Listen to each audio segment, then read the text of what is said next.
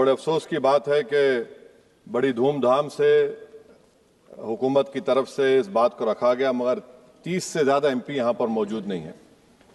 Madam, पहले तो मैं वज़ीर आज़म की इस बात की मजम्मत करता हूँ और उनको बताना चाहूँगा कि जिना के बारे में उन्होंने जो कहा था, हम तो जिना के सख्त मुखालिफ है, इसलिए भारत को अपना वतन माने, मगर 42 में आपके प्यारे वीर और जिना की पार्टी ने नॉर्थ वेस्ट फ्रंटियर, सिंध और बंगाल में मिलकर हुकूमत चलाई और उस हुकूमत ने 1.5 लाख हिंदू और मुसलमानों को अंग्रेजों की फौज में शामिल कराया ताकि वो लड़े।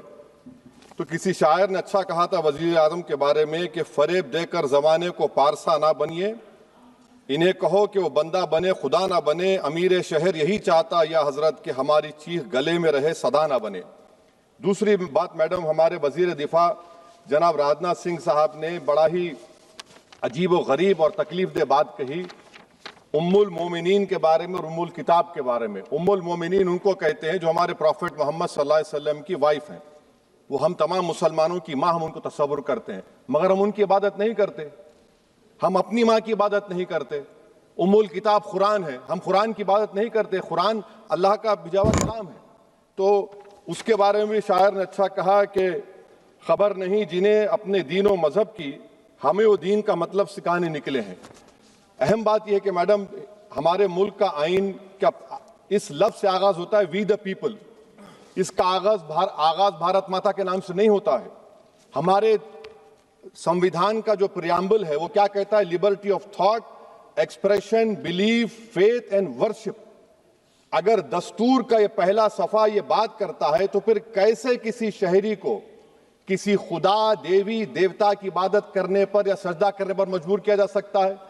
आप ही की पार्टी से आज की जो बातें हुई है इसी का बोल रही हैं। हमारे कॉन्स्टिट्यूंट असेंबली में मैडम एक मोहतरमा थी रोहिणी कुमार चौधरी ने एक तजवीज दी थी कि प्रियम्बल में किसी देवी के नाम से शुरू हो। उन्होंने खास तौर से वंदे मातरम का जिक्र किया, मगर उसको कबूल नहीं किया गया।